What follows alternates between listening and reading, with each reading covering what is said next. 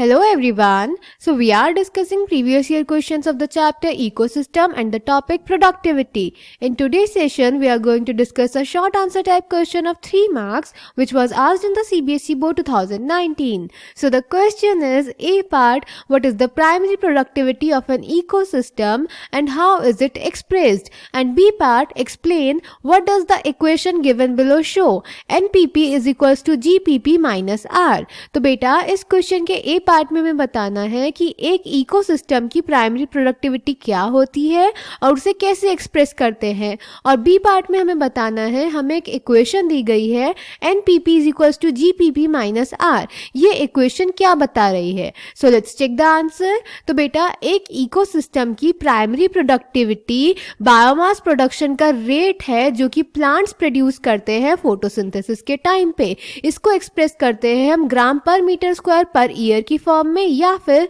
Kilo calorie per metre square per year की form में. Clear. B part में बेटा हमें एक इक्वेशन दी गई थी NPP is equals to GPP minus r. हमें बताना था कि ये इक्वेशन क्या बता रही है. तो बेटा इस इक्वेशन में NPP stands for net primary productivity, यानी वो बायोमास जो हेटेरोट्रॉफ्स के लिए अवेलेबल है कंजम्पशन के लिए.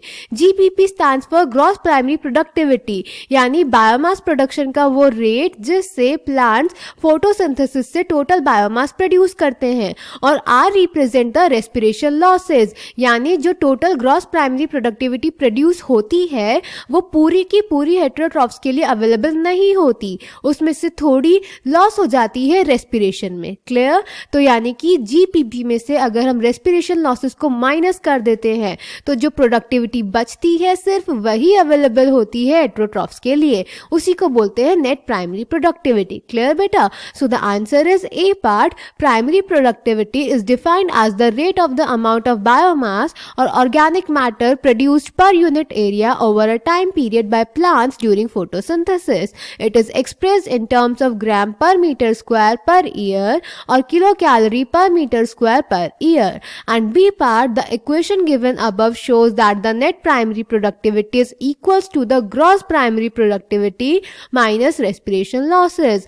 In this equation, NPP is equals to net primary productivity, GPP is equals to gross primary productivity, and R is equals to respiration losses. Hence, this equation shows that all the biomass produced by the plants during photosynthesis is not available for the consumption by the heterotrophs, that is herbivores and decomposers. Some biomass is lost during the respiratory processes. So I hope this question is clear to you. Thank you.